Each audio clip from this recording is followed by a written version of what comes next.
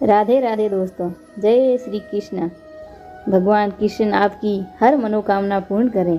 कथा को ध्यान से सुनने से आपके सभी पाप दूर हों। आप कथा को निरंतर अध्यायवार सुनते रहें, जिससे आप सभी प्रसंग सावधानी से सुने, जिससे ज्येष्ठ मास में क्या महत्व है इसका अपन जान सकें। पिछले 11वें अध्याय में अपन ने गंगा स्नान या गंगा जी पृथ्वी पर कैसे अवतरित हुई इसका वर्णन किया था। अगले अपन 12वें अध्याय में अश्वमेध यज्ञ क्या है, कैसे किया जाता है, इसके बारे में जानेंगे। तो आइए दोस्तों, इस वीडियो में अश्वमेध यज्ञ के बारे में जानें।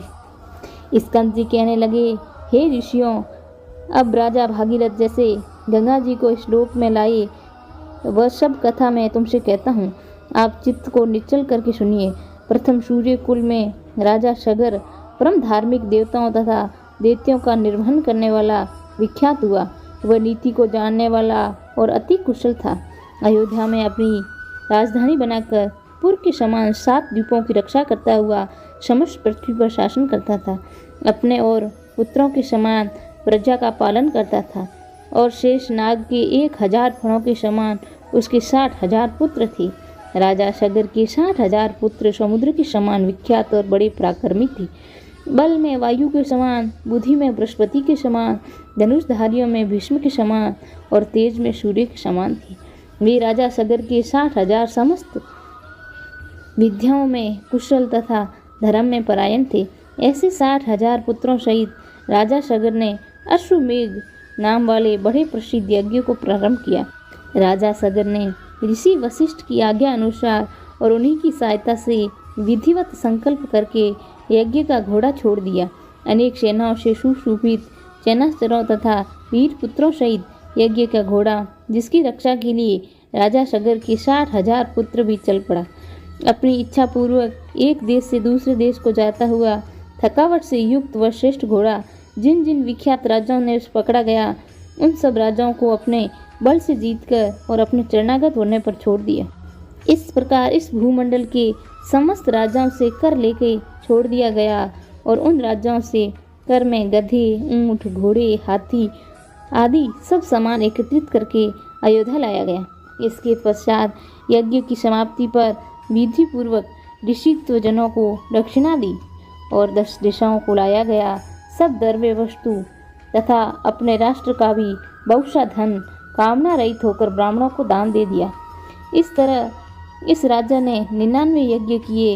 इतने यज्ञ होने पर और जब सुबह में एक यज्ञ बाकी रह गया तो स्वर्ग के राजा इंद्र चकित हो गए और घबरा कर सोचने लगे कि अब मैं क्या करूं, कहाँ जाऊं, मेरी रक्षा कौन करेगा। राजा सगर के 100 यज्ञ पूर्ण होने पर वह अवश्य मेरा इंद्रासन छीन लेगा। ऐसा विचार कर युद्ध के लिए तत्पर हो गया और समस्त देव सेना लेकर पृथ्वी पर आ गया। सगर पुत्रों से विशेषा इंद्र को आए हुए देखकर ये निश्चय करके इन देवताओं का राजा इंद्र यज्ञ का घोड़ा हरकर ले जाने के लिए आया है। 60,000 राजा सगर के पुत्र इंद्र के पास आए और नमस्कार करके बड़े आदर और शांति के साथ वचन बोले कि हे स्वामी, हे सचिपते, यहाँ आपका आना कैसे हुआ। सगर के पुत्रों के ऐसे वचन सुनकर इंद्र, जिनका होठ क्रोध के मारे कांप रहा था, बोले कि तुम मेरा यह सब राज्य और इंद्रपद सब कुछ हरण करने के लिए तैयार हो रहे हो और अब बच्चों के समान श्रेष्ठ और मधुर वचन बोल रहे हो, जैसे तुमको कुछ पता ही नहीं है। ऐसा कहने पर सहसा देवता के लोग शत्रु सेना पर प्रहार करने लगे। सगर पुत्रों ने भी युद्ध आरंभ कर दिया और भयप्रद तुमुल युद्ध आरंभ हो गया। वीर लोग वाणों से वाण, शस्त्रों से शास्त्र प्रहार और निवारण करने लगे। युद्ध के कारण अति अंधकार हो गया। 10 दिशाएं वाणों से व्याप्त हो गई। अपने और पराये का कोई ज्ञान नहीं रहा। इस प्रकार वे परस्पर युद्ध करने लगे। देवता लोग देवताओं को और सगर पुत्रों को मारने लगे। अपने पराये का कुछ भी ज्ञान नहीं रहा। तब देवताओं के भय से सगर पुत्रों की सेना भयभीत होकर अपने प्राणों की रक्षा के लिए 10 दिशाओं की तरफ भागने लगी। फिर क्रोध से संतप्त होकर सगर पुत्रों ने दैत्यास्त्र छोड़ने के लिए अपने धनुष पर चढ़ाया। ये देख देवसेना झट से भाग पड़ी। उस संग्राम में हाथी पर सवार केवल एक इंद्र और 60,000 सगर पुत्र के रह गए। ऐसा देखकर इंद्र उनके साथ युद्ध करने के अपने आप को असमर्थ देकर वहां से भाग पड़ा। अति चिंता से व्याप्त इंद्र श्री विष्णु भगवान के पास गए। इंद्र के चले जाने पर शग्रपुत्र और उनकी सेना अपने निवास स्थान पर चली गई और उनको शग्रपुत्रों ने स्वामी के गौरव के लिए बहुत सा धन, वस्त्र और भूषण देकर प्रसन्न किया। ज्येष्ठ मास के इस 12वें अध्याय का महामत्य अश्वमेघ यज्ञ से द्वारा किया गया। धन्यवाद दोस्तों।